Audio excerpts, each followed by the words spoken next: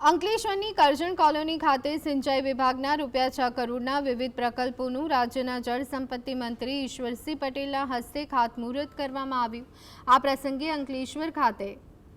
સિંચાઈ વિભાગની માળખાકીય સુવિધાઓને વધુ વેગ આપવા માટે વિવિધ કાર્યનું આયોજન કરાયું, જેમાં કન્સ્ટ્રક્શન ઓફ ઇન્સ્પેક્શન બંગલો તેમજ URBCI ડિવિઝન અને સબ ડિવિઝન ઓફિસ બિલ્ડિંગના નિર્માણ કાર્યનો સમાવેશ થાય છે। આ નવા બિલ્ડિંગ અને ઓફિસના નિર્માણથી સંબંધિત વિભાગની કામગીરી વધુ સુદૃઢ બનશે અને કર્મચારીઓને સારી કાર્ય સુવિધા મળવાની છે। 6 કરોડ ને 62 લાખના ખર્ચે અહીંયા આજે ખાતમુહૂર્ત કરવામાં આવ્યું છે કે જે 1965ની સાલમાં જે ઓફિસ બિલ્ડિંગ અને ઇન્સ્પેક્શન બંગલો જે બન્યો હતો એના જે 60 વર્ષ ઉપરાંત થયા છે અને જર્જરિત હોવાને કારણે એ નવું મકાન અહીંયા બને, જેથી કરીને